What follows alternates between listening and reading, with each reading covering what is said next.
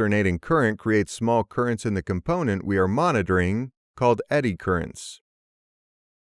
The sensor monitors the interaction of these two magnetic fields. As the field interaction changes, the sensor will produce a voltage proportional to the change in the interaction of the two fields.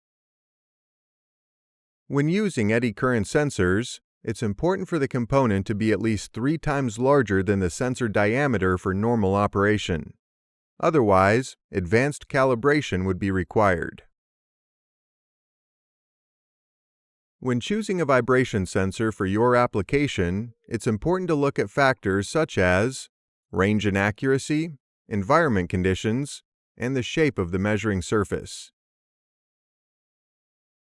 Out of the 3 sensors that we have discussed, the accelerometer is the most common because it has a good range of frequency, meaning it can sense slow and fast applications.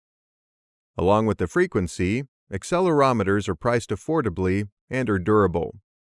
They do have to be mounted directly to the machine, which is common for vibration sensors.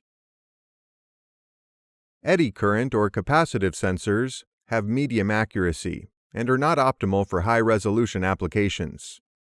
They are very durable, making them a good option for dirty environments. Just like the accelerometers, they have to be directly mounted to the machine being monitored. Lastly, strain gauges are both versatile and accurate, while still suitable for hazardous environments.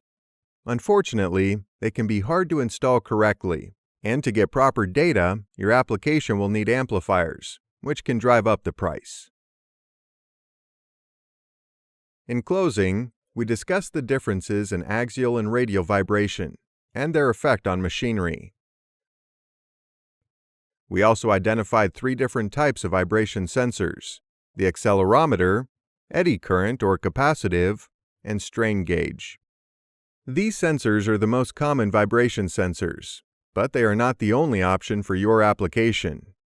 When determining the correct vibration sensor for your application, it's important to consider the range and accuracy, environment conditions, and the shape of the measuring surface, so that the sensor will perform the best in your application.